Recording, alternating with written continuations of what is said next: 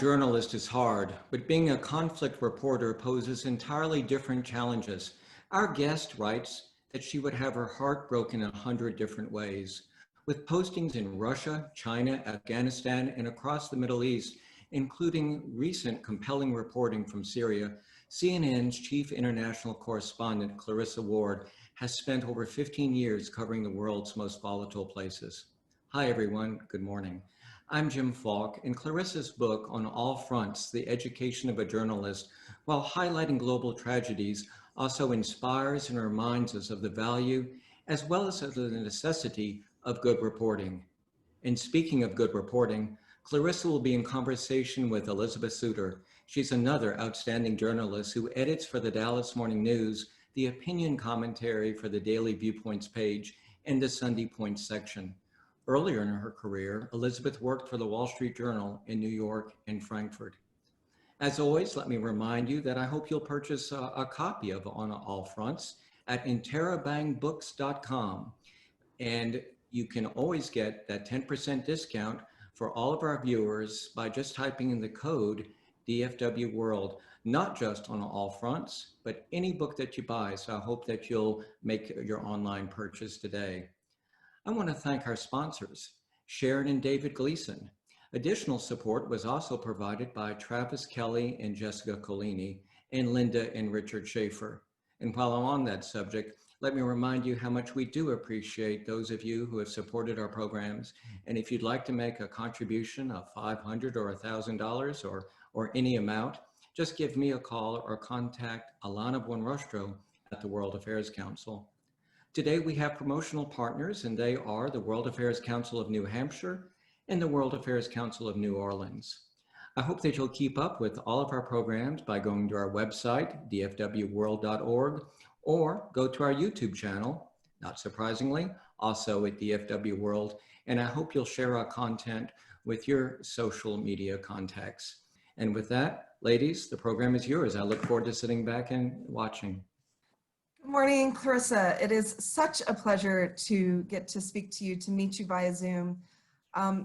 Your book is just a fascinating page turner. I really enjoyed it. This is a review of Clarissa's career that has covered just about every major conflict area since 9/11.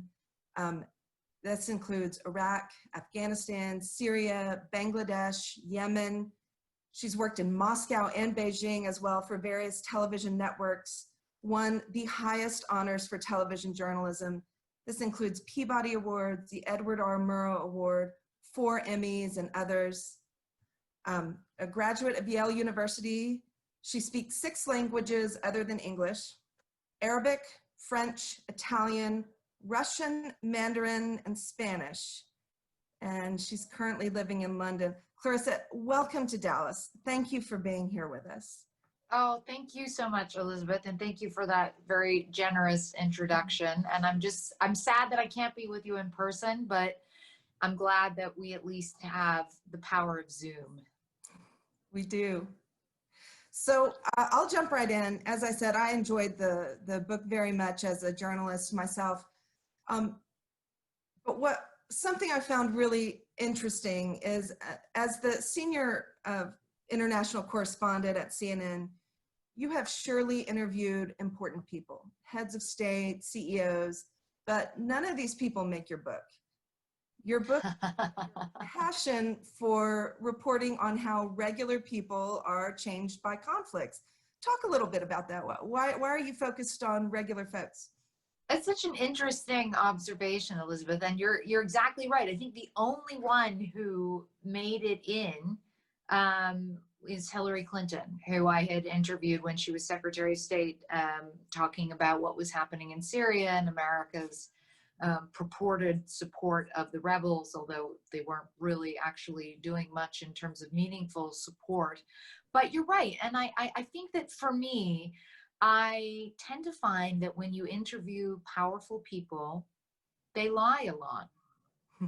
They tell you what they want you to think about a situation, how they want you to believe their intentions to be or their actions to be perceived.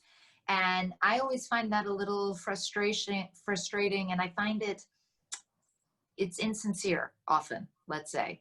I don't want to make any, broad sweeping statements. Of course, there are interviews with people in positions of power that can be sincere and authentic, where they are voicing what they truly believe. But let's face it, often the interview is about deflecting real questions, avoiding answering things you don't want to talk about, and propagating your message or your talking points, whatever they might be.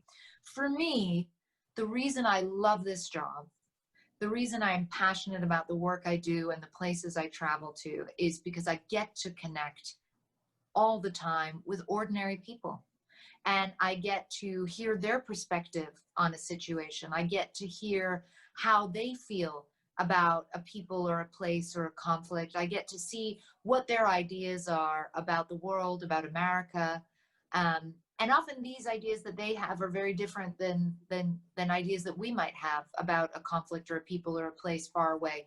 So for me, that is the most thrilling and exciting part of the job. That is the great privilege of the job. And it's often in times of crisis and in times of sadness, and people allow you into their personal space. They allow you into the intimacy of their grief. And that's part of the job too, is to sit with that grief and to bear witness to that story, and to do the best job that you possibly can of conveying all of that back to the audience, wherever that audience is, in the US, across the world. And so for me, that ultimately is much more rewarding, and often more profound than interviews I've done with people in sort of official positions of power, let's say. It's clear that you were able, over the course of your career, to analyze a conflict better than you otherwise would have, because you understood what was happening with regular folks. One of the stories that I found particularly compelling in your book was about Abu Ibrahim. I hope I'm saying his name correctly. Yes, you are. Who is Abu Ibrahim? So Abu Ibrahim is a man, he's a Syrian man. He's probably in his early 50s. He was one of the initial wave of Syrian men. He was a carpenter who became sort of swept up in this uprising against the dictatorship of President Bashar al-Assad. And he and some of his friends from the city that he lives in the north of the country, Idlib, basically formed a ragtag group of rebel fighters. And really, they had no idea what they were doing. They didn't have military experience. They didn't have a proper, clear chain of command. They didn't have even two-way radios. We actually went into a battle with them and saw a number of people killed, including some really young guys, simply because they just didn't have that knowledge or expertise about how to carry themselves in a conflict zone or in a battle.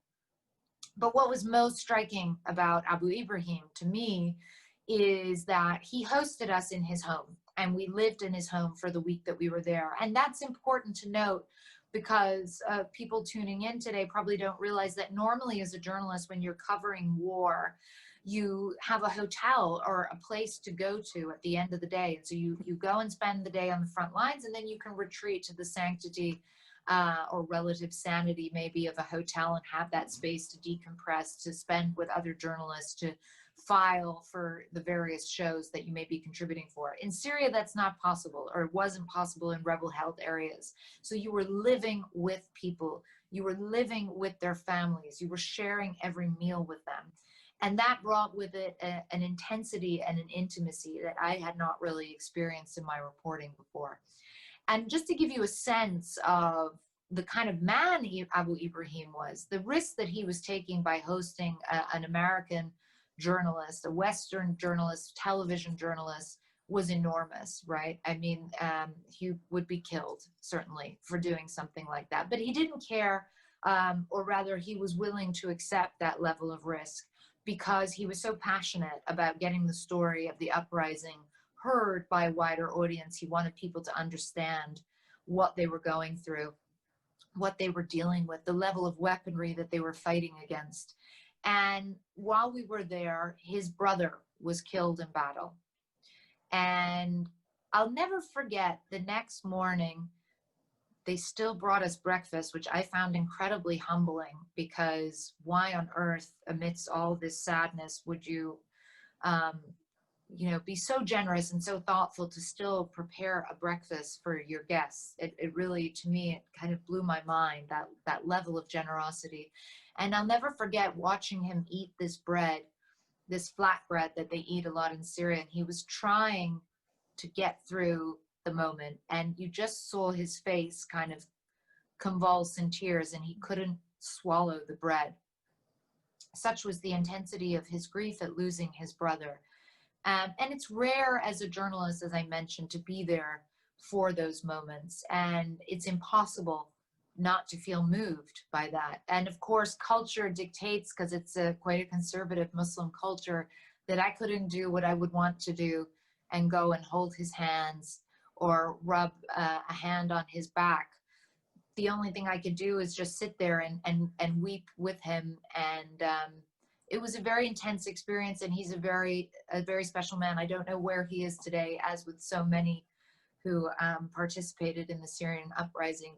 They live sort of underground these days. So I'm not sure where he is. I very much hope he's alive, and he's a very good human. You write in the book, and you've said a number of times, that of the conflicts you've witnessed, Syria was the worst. What do you think we can expect from Syria? It certainly hasn't been resolved. No, Syria is far from being resolved. I will say that it is quieter now in terms of the actual armed, militarized conflict part of it. And that's because there's essentially a stalemate. President Bashar al-Assad, who, it's worth underscoring again, this is a man who has killed hundreds of thousands of his own people, who has used chemical weapons on his own people, who has tortured and imprisoned his own people, and who I have seen with my own eyes, bombs falling on hospitals, on fruit markets. So really guilty of incredible atrocities. In fact, the picture you're looking at there is of an MSF, Doctors Without Borders hospital in Idlib province, that was smashed to the ground by a Russian airstrike. So Bashar al-Assad, though, because he has such strong sponsors in the form of Russia and Iran, has essentially won something of a Pyrrhic, I would argue, but victory nonetheless. He controls about 2/3 of the country. The two places that he does not control are Idlib province in the north, and then the northeast, which are the Kurdish areas where the US also has a military presence, a small one, but a significant one. So I think Bashar al-Assad would like to try to take over the remaining parts of the country that are not under his power. He's not really able to do that because in the northeast, as I explained, the Americans are there, and in Idlib province, you now have roughly 25,000 Turkish troops there. So your best case scenario at the moment is what you would call no peace, no war, meaning there is no substantive peace agreement and no real path even towards a peace agreement. But for now, there appears to be certainly a lessening of hostilities, and the objective would be to get to a place where there's a complete cessation of hostilities, and that maybe in the future you could start to look at developing a more long-lasting or enduring peace process. I would just say, though, it's important to remember that roughly half the population of Syria have been displaced. Some 7 million Syrians have been forced out of the country, and it's inconceivable for many, if not most of these people, to return and live peacefully in a country under a dictatorship that has killed hundreds of thousands. And for many, it's simply not safe for them to return. So in the long run, I don't think that President Assad is viable as a leader. But as long as the Russians and the Iranians are hell-bent on supporting him, it seems unlikely that there will be any kind of political process that would allow for a transition in power. That's interesting. As you have been reporting on conflict zones over the past 15, 20 years, there's been another major shift that's been going on simultaneously, and that is in the oil industry. And I want to ask you how these sort of meet. I found some, so in 2005, you began covering conflicts in Baghdad. And at that time, the US was a major oil consumer, but not much of a producer. By 2018, the US was the largest oil producer in the world. How did how has that shift sort of affected some of the conflict areas that you've been covering? It's such an interesting question, and it's an important one, because let's face it, the US is no longer in the business, it appears, either with the Obama administration or with the Trump administration, of heavily intervening militarily in wars or conflicts in the Middle East. And I think that we need to understand that not just as a sort of logical conclusion of lessons learned, but also as a byproduct of what you're talking about, which is that the US no longer needs the Middle East strategically in the same way that it did with regards to oil. And this is a predicament as well that the Middle East finds itself in, more broadly speaking, and particularly when you look at a country like Saudi Arabia, right? Saudi Arabia's enormous wealth and whatever geopolitical heft that it has is in no small part because it is the largest oil producer. And if you take away a huge part of the appetite for that oil, and if we're looking into the future at a world where oil consumption is going to continue to decline, where oil prices are going to continue to decline, that's going to have a huge effect and impact on both Saudi Arabia's geopolitical importance, but also arguably on the ability of the Saudi royal family to kind of continue to rule that country in the way that it has been for decades now. Because if you're not providing people with lots of cash and a better opportunity and a better life, and if you are facing in the future a sort of potential real economic crisis, then obviously that can lead to political disenchantment, the likes of which we haven't really seen in that country. And the same goes for Russia, by the way. Russia is also watching what's happening to the world's oil prices and the way that countries like the US are kind of moving away from traditional means of getting their energy. And they're also having a real think about what that means for them, because they have been unable to diversify their economy in any meaningful way. They are still very much beholden to natural resources and particularly to oil. And so what will the impact be as oil prices potentially continue to decline? How will that affect President Putin? Will it affect President Putin? It's a very different proposition in Russia, I would argue, because Russia's a very different country to Saudi Arabia, and Russian people have shown a large capacity for economic duress and suffering in the past. So, but these are the kinds of questions and the kinds of issues that are shaping the world in the background, and they don't always make the sort of headline on the evening news, right? But they are a huge part of what is informing governments and leaders all around the world in terms of what the strategic importance is of different regions, how involved they want to be there. And as we see the US continue what some foreign policy wonks have called the long goodbye, which is essentially a sort of protracted pulling away from the region, the Middle East particularly, I think we have to understand oil as being a significant part of that. I want to take a question from the Q&A that fits this discussion. what will be the impact if the US closes its embassy in Baghdad, part of this long goodbye?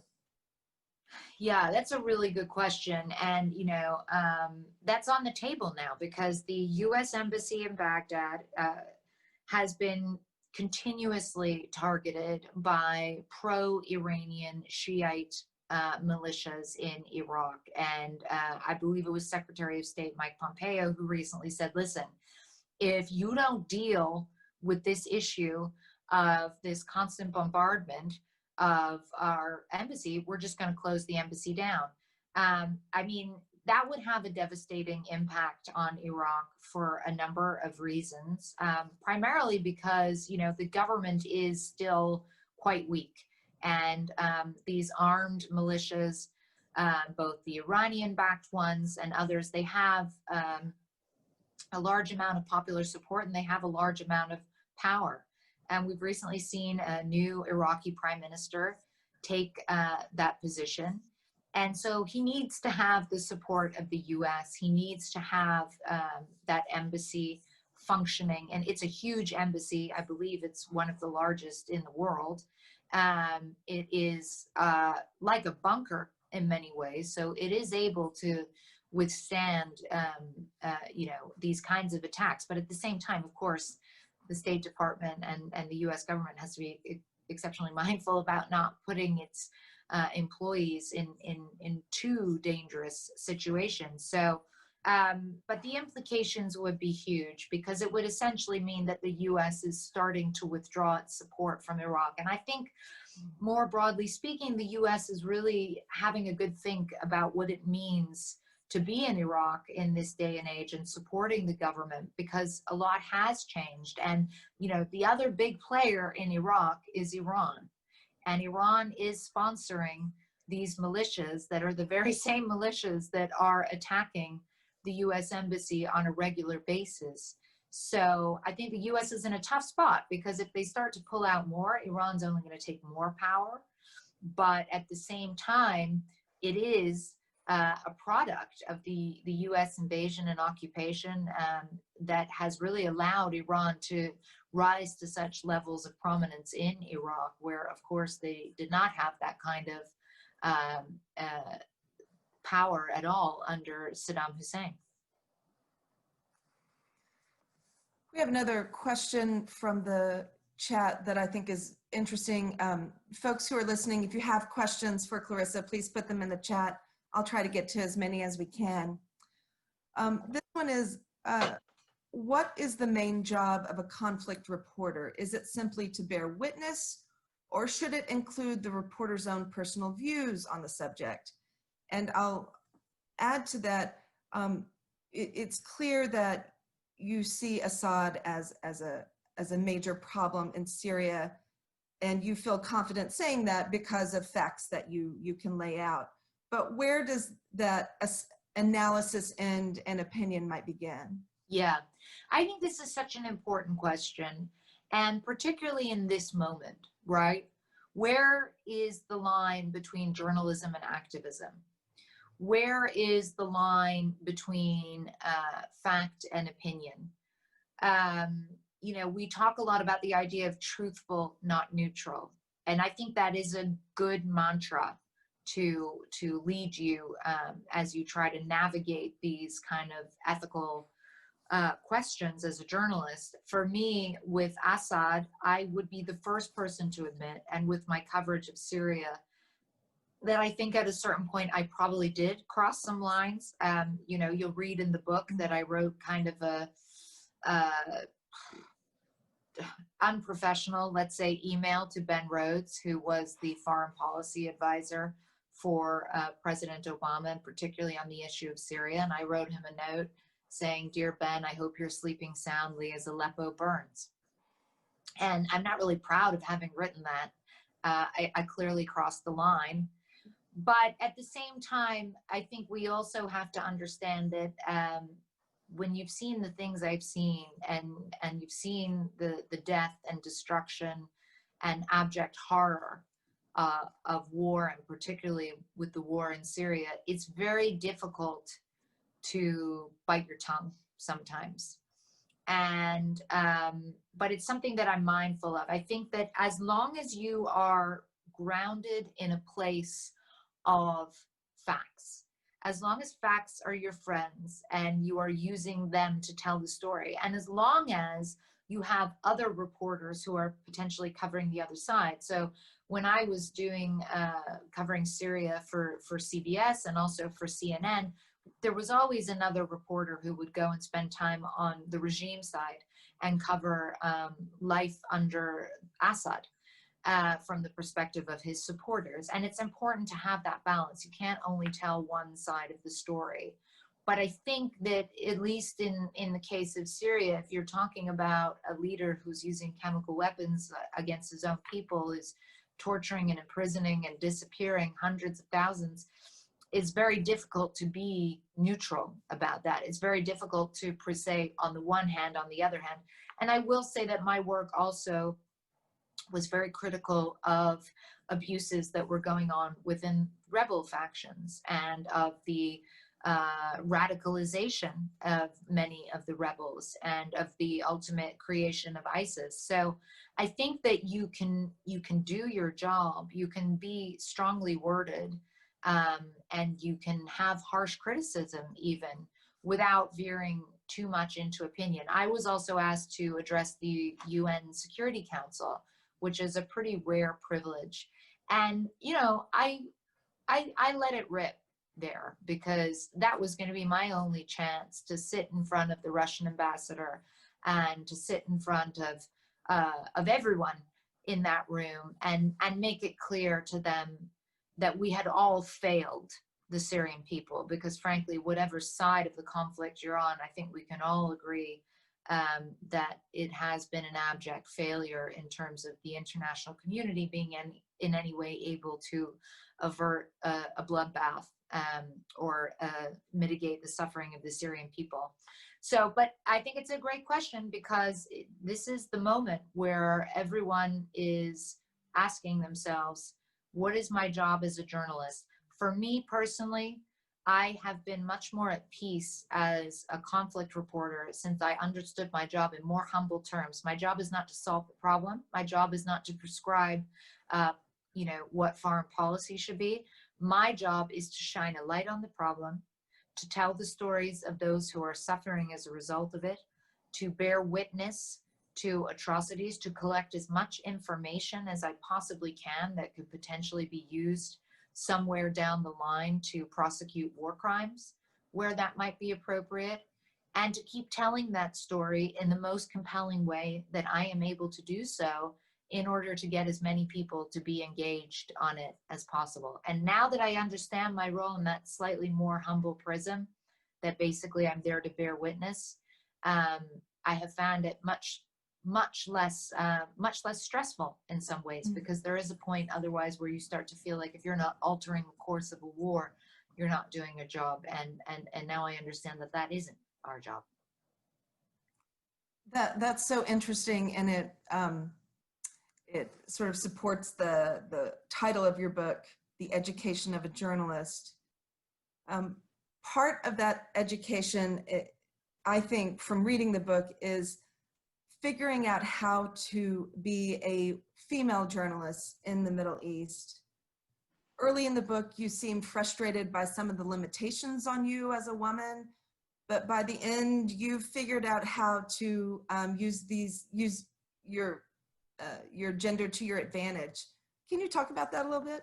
Yeah, that's a really interesting way of putting it. And I don't think I'd sort of consciously realized that as I was writing it, but you're absolutely right. I mean, when you first start going to the Middle East, and particularly when you're going to more conservative areas and you're a Western woman, it is a little frustrating. And you are thinking, oh man, why can't I just, you know, wear what I want and run around how I would back home and sort of, you know, behave how I would like to. And that picture right there, just to tell our viewers today, is taken last year. I embedded with the Taliban in northern Afghanistan for a few days. And I think that gives you a glimpse into how I was able to actually embrace some of this and embrace my gender and use it to my advantage, because the reality is when I wear a niqab, which is what I'm wearing there, and it actually has something that goes, a veil that goes over my eyes as well, nobody can tell that I am a white American woman. I could be anyone in the world. And that is what some of my friends have jokingly referred to as my cloak of invisibility. And that's just one reason that I have actually found that being a woman is quite an advantage, because in some of these more conservative parts, I can go really, really low profile in a way that my male colleagues would probably struggle to do. Secondly, I enjoy this kind of privileged position as a Western woman. I remember people in Afghanistan joking that we were honorary men. And that means that I can go and sit with the men and listen to their conversations, but then I can also get up and go and sit with the women who sit in a different part of the house. And it's important to remember that the vast majority of my male colleagues do not have access to 50% of the population in these parts of the world. They are not allowed under any circumstances into the female quarters. And guess what? You know, women have a different perspective on war often. Women are fountains of information often. And I learned so much from sitting with them, from talking with them, from listening to how they perceive a conflict from their perspective. And I believe that that makes my reporting richer and more vibrant and frankly important, because their voices need to be heard as well.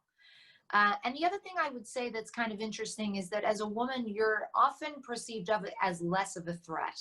And so what am I talking about there? Well, I know that when it came to covering ISIS, for example, and dealing with jihadis, as a woman, it was a little bit easier for me to start conversations with some of these guys.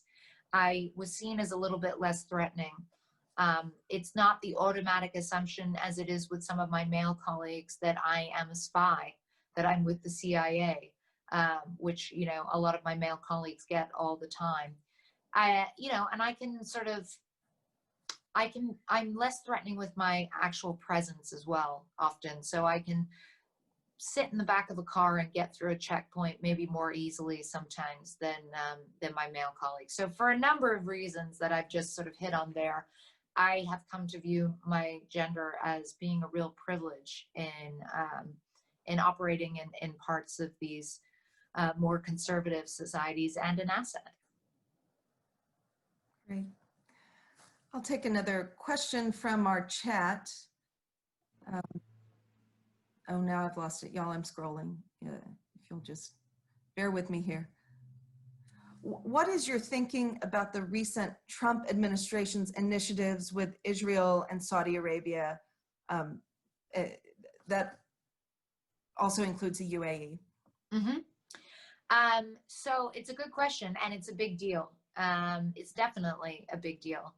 And I think that it's interesting because it's not a typical peace agreement, meaning that, you know, the Palestinians are not really a part of it at all. And Israel and the UAE were not really at war. But it is still hugely important. And it's important to underscore as well, sorry, that behind the scenes and behind closed doors, I think a lot of these Gulf countries have had quite a warm relationship with Israel for some time now. And that's largely because the region has changed. And whereas before all of these Sunni Muslim Arab states were kind of focused on Israel as being the primary enemy, in recent years, Iran has really claimed that mantle. And because of this sectarian divide between Sunnis and Shia, there is the sense in the Gulf that Iran is the greatest threat. Iran is the biggest enemy. And, you know the age-old adage, the enemy of my enemy is my friend. Following that logic, Israel actually becomes an important ally, particularly for the Gulf. It also opens up streams of revenue. There's economic shared interests, and there's a lot of security technology that Israel has that the Gulf states very much want to be able to use to sort of monitor dissidents in their own backyard, let's say. So for a number of reasons, it made a lot of sense for this to happen. But it also had a huge impact because it allowed a lot of people to climb down from this brink that we were approaching, whereby Prime Minister Netanyahu had said that he was going to annex parts of the Jordan River Valley, right? And even though it's arguable whether he actually fully intended to do that or whether that was kind of intended for domestic political consumption, having this deal with the UAE allows him to climb down from that promise without losing any face. It also allows the UAE to present something that might be controversial in a different context to its citizens as, hey, look, we have averted annexation. So this is a positive deal. It also allows the Trump administration to claim an important foreign policy victory and also say that they have kind of played a role in averting that annexation, which, by the way, they would not have wanted to happen anyway. And finally, I would say for Jordan, Jordan kind of breathes a sigh of relief, because if that annexation had gone ahead, they would have been forced to respond in some way, and realistically, they don't have that's not something that they would want militarily, economically, and for a number of different reasons. So everybody gets to kind of save a little bit of face with this, and it is an important moment. The question becomes twofold. First of all, who comes next, right? So far, we've seen Bahrain and the UAE. The UAE is obviously the bigger power there, but Bahrain is kind of an interesting one because Bahrain would not be able to sign off on this and normalize relations with Israel without a wink and a nod or the tacit approval of Saudi Arabia. And Saudi Arabia really is the big fish. That is the major player. If they were to normalize relations with Israel, that would be something of a coup. And some people have said that maybe that's going to be the October surprise, although I think we've already seen so many surprises this October. I don't know how many more we can handle. But yes, that would certainly be interesting. What my final point on this is, how does it fundamentally alter the Palestinian situation, right? And I think the Palestinians certainly see themselves as the big loser in all of this. They haven't been consulted, and basically the Gulf is kind of making official what they've known for quite some time, which is that they no longer see the Palestinian cause as being of primary importance. So it remains to be seen how any of this can be like translated into positive change for the Palestinians and their situation and their plight. But nonetheless, it is definitely significant, and it'll be very interesting to see who, if anyone, goes next. We have been talking for 40 minutes now without using the C word, and that's COVID. A little bit about how the pandemic has changed your reporting priorities, your priorities as a correspondent. Well, I was just talking actually to some students before this event, and I was saying that, I came of age as a journalist in the 9/11 era. 9/11 happened in my senior year of college. It sort of turned my world upside down, changed my life, and set me on this career path to be a conflict journalist. And I think it also reminds me of this moment in the sense that for the first year or two after 9/11, I don't think we fully understood and comprehended just how much it was going to change our society and change our lives and change our perspectives on things. We were sort of almost muddling our way through the dark and trying to work out the best way to respond without really having a strong sense of what the future would look like as a result of those responses. And I feel sort of similarly with COVID in the sense that it is the biggest story that I have witnessed since 9/11.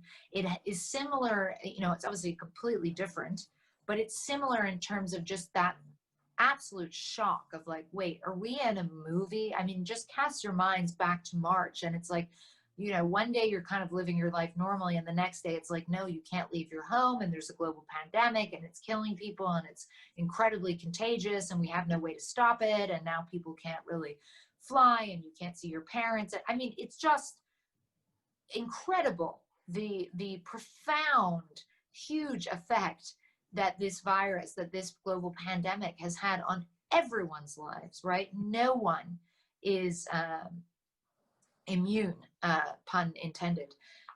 So I think that for the next few years, we're only just going to be starting to see the ways that this profoundly changes our society in terms of how we work, working from home, using technology, education. How is that going to change? More colleges going online. Will they stay online? Will that change the sort of pricing of an education?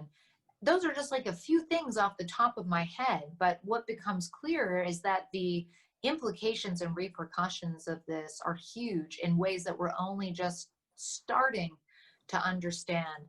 The only other thing I would add on a personal note as a journalist is that it is very frustrating. This is the first war that I have covered from my living room.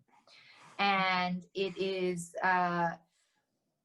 the first war that I've covered, and I call it a war, and I understand that it's not a violent conflict, but let's just say, you know, more than 200,000 Americans dead. It's an invisible enemy. It is a war of sorts. It's certainly a race. And just the same as when I cover conflict, I want to show the human side. One of the biggest challenges for me as a journalist has been trying to humanize this story. And it's difficult when you're doing things over Zoom and people are wearing masks. How do you bring the full scope of the heartbreak into the storytelling? I've also been out of commission because I had a baby 3 months ago, so I've been on maternity leave. But certainly one of the things that I'm thinking about as I get ready to go back to work is how can we tell these stories in a way that, you know, not only makes it clear what the extraordinary implications are for the future, but also reminds us of the scale of the loss. I mean, we're having funerals on Zoom. We've never seen anything like this. This is going to have profound effects on our society. Well, congratulations on the birth of your child. I believe this is your second child? Yes. So talk about being a mother and trying to do this type of conflict reporting. There's a point in your book where you just kind of have a come to Jesus moment about personal risk now that you have a family.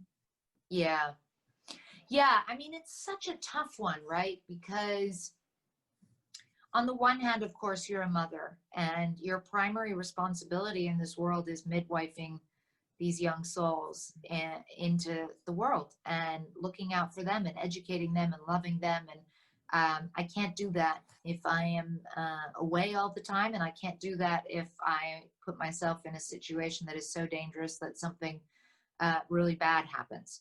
So that's my primary responsibility. At the same time, I really think it's important that we have mothers telling these stories and doing this kind of work. Mm-hmm. I think that we bring a different perspective. I know that my reporting has changed since I had a child. I know that I feel I am emotionally much more porous. I feel much more strongly a sense of urgency and compassion, particularly regarding the suffering of children. And I want to see that make its way into the storytelling. And you're looking there at a picture of me in Yemen. I'm actually 6 months pregnant there. The civil war was raging, and I went to do a story on the near famine that was ravaging the lives of so many people there, and particularly children. And it was an incredibly difficult story to do. Firstly, because I was pregnant and I was very mindful of the risks of being there, not so much from the violent conflict perspective, because I really was back from the front lines, but just from the perspective of if something goes wrong, there is no good hospital for me to go to. But also, it was so heartbreaking for me and so painful for me as an expecting mother to see children starving to death, and particularly in this day and age. And I think sometimes we become a little bit immune to this stuff. It's too hard to really allow ourselves to feel it or understand it. But the fact that, you know, that tens of thousands of children are suffering from malnutrition, severe malnutrition in this day and age is, you know, and largely because of a man-made conflict, and one of the warring parties being an ally of the US using American weaponry. I mean, that's an important story. And I would like to think that my perspective as a mother brought something a little different to the table, and maybe a little more compassion. So I do believe that mothers need to keep telling these stories. But I also absolutely accept that every story I do, I have to do everything in my power to mitigate every possible risk I can. And I really try to stay back from the front line as much as I can as well. I can appreciate that as a mother myself. I think that's wise. There was a little paragraph near the end of your book that captured my attention, and that is where you talk about you start in your life you start praying regularly. At the beginning of the book, you sort of talk about religion as when people in the Middle East ask you about your religion, you answer Christian, and that seems to be a cultural response. But going through thinking about the trauma you'd witnessed, you start praying. That. How do you keep faith after so much of the stuff you've seen? You know what's so interesting? It's almost the other way around.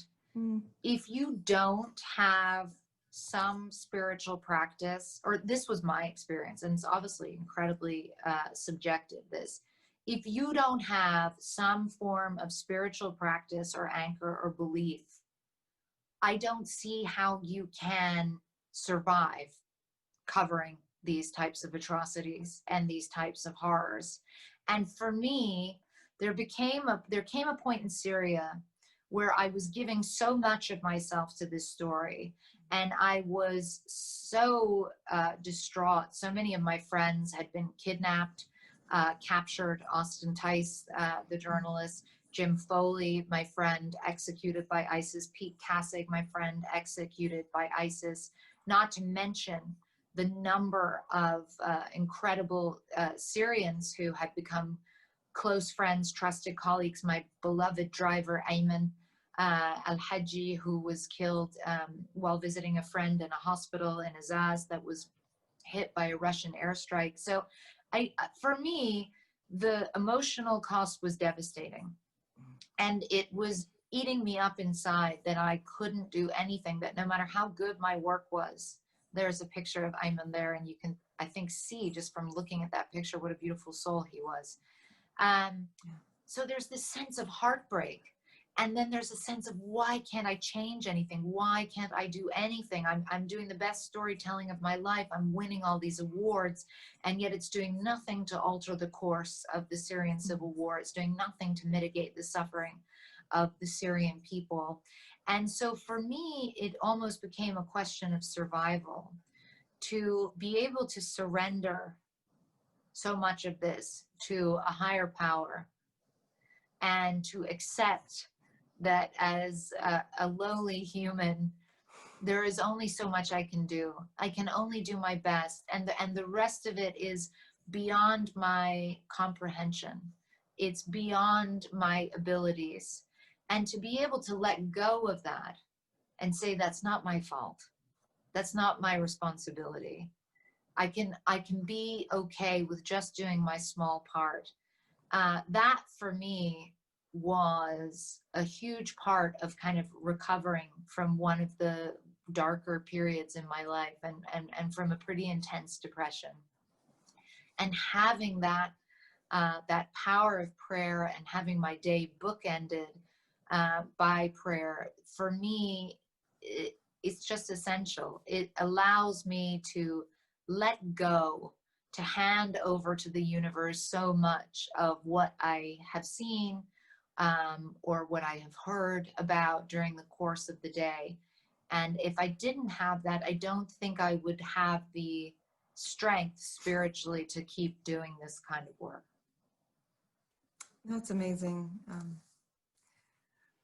We have a few more minutes left, and I want to try to get to a few more questions from the Q&A. This one is about democracy. I'd like to know your views on democracy as a one-size-that-fits-all. Clearly, in cases of some of these countries, democracy is a challenge. At the same time, what is your view on communism, socialism, as you have witnessed? That's a very broad question, but let's. I know, I was about to say, I'm like, I'll take a stab at democracy. I'm not sure we're gonna be here all day if I have to talk about communism and socialism as well. I think it's a good question. And I think the sort of perfect way that I can answer it is by looking at the Syria example again, because everybody I spoke to at the beginning of the Syrian uprising was saying, we want freedom. That's what this is all about. We want freedom, we want democracy. But what I started to understand really early on in having these conversations was that there wasn't a lot of depth of understanding about the institutions that democracies are built on. And this is something that I think is often a misconception. It's like, we want freedom to choose our leaders, therefore that's democracy. That's like one piece of the puzzle, right?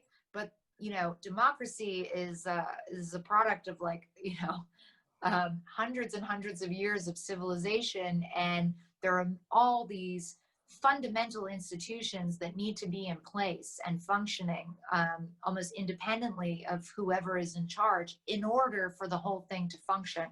So when I went to an area that had been liberated by the rebels, they were really excited to show me that they had taken this territory, they were running it, and they were in control of it, and they wanted it to be, you know, freedom for everyone. And the first thing they told me, they said, look, we have even built our own mukhabarat. The mukhabarat are the secret police who are like the most feared people in much of the Middle East, but certainly in Syria. And they're responsible for a lot of misery, right? They're people who would spy on others and report them and imprison them and torture them. And I thought to myself, why on earth would the first thing that you do with a newly liberated area be to recreate something from your childhood, let's say, that was a source of trauma? But because these people had not actually been exposed to democracy, had not lived inside a democracy, had not understood how you actually build a democracy, they were sort of trying to improvise with the tools that they had at their fingertips from their experiences and what they learned growing up in you know, a police state, and then trying to translate that into a democracy, which very clearly failed and was not possible. So I think that we have to understand that while freedom is something, and the, you know, the sort of hope for a better future for your children is something that I really think all people largely aspire to on some level, not every place is yet in a state where they have or can even fully understand and start to think about how to create the institutions that are needed to make a democracy function. And finally, I would just say there's a lot of countries right now looking at democracy, particularly in the US, and saying, oh, that looks like chaos to us. We're quite happy to continue on our more authoritarian path. That was my next question. I want to turn the question around. What is preventing the US from going down the road of the conflicts we see elsewhere? We're divided right now. We're seeing skirmishes. And our institutions, our trust in institutions declining. Yeah. I think there's two things that really give me profound anxiety that I see happening in the US right now. The first one is misinformation. And there's a lot of false reports out there, a lot of lies. And the goal of misinformation usually is not to persuade you that another thing is true and that this thing, it's just to bombard you with so much information and all of it conflicting that at the end of the day, most people just say, you know what, I don't know, maybe there is no such thing as truth. Maybe there is no such thing as black and white. Maybe it's all just a big mess and I can't begin to define it. So I'm happy to sort of hand it over to someone to tell me what to do. And a society becomes vulnerable when they no longer have a strong, united conviction and understanding of what is truth and what is fallacy. And then the second thing I would say that gives me anxiety when I look at the US is the dehumanization that I see coming from all sides. And I have learned after covering a conflict for more than 15 years now and in many different countries, the way it always starts is when two sides stop looking at each other as human beings and start talking about each other as other, right? As in dehumanizing language, they label them. And the danger there is that you lose your sense of humanity and you lose your sense of connection to the person who maybe doesn't share your views or political persuasions. And that's important because it's a slippery slope, because once you continue to dehumanize for a given period of time, it then becomes easier for violence to take place, right? Because this person's not even really a human being anymore. They're a terrible person because they believe X, Y, and Z. And so that really unnerves me. And I would just underscore that from outside of America, looking at the US, we still have so much more that unites us as Americans than what divides us. And I just would love to see people taking a moment to remember that. And regardless of what political candidate or political persuasion, or there is much more that unites Americans than divides them. And I would hate to see this process of dehumanization continue. And I would hate to see more violence on the streets of the US. But right now, it's a pretty alarming situation. We are just about at noon, so maybe 30 seconds on what gives you hope. What gives me hope? I see the worst of humanity doing this job, but I also see the best of humanity. And people do some beautiful things in this world, and they are willing to sacrifice things that they love for the greater good. They are willing to do incredibly brave things in the pursuit of a better future for their children. People, small acts of kindness that I encounter all the time, they give me faith in humanity, and they give me faith that, you know, while there is a lot of ugliness in the world, there's a lot of beauty too. Clarissa, Elizabeth, thank you so much. Clarissa, just enjoy so much your work, and I want to encourage everyone to go to interrobangbooks.com or your favorite bookstore to purchase a copy of On All Fronts. And so much that you said in your last answer reminded me of what I've read of Pete Buttigieg's book. I have another 100 pages to go today, but he talks so much about the dehumanization that you talked about, the need to have trust in institutions. So I want to encourage our viewers to tune in Thursday as well to hear my conversation with Mayor Pete. Good luck with your family. Stay safe in London. Thanks again for watching.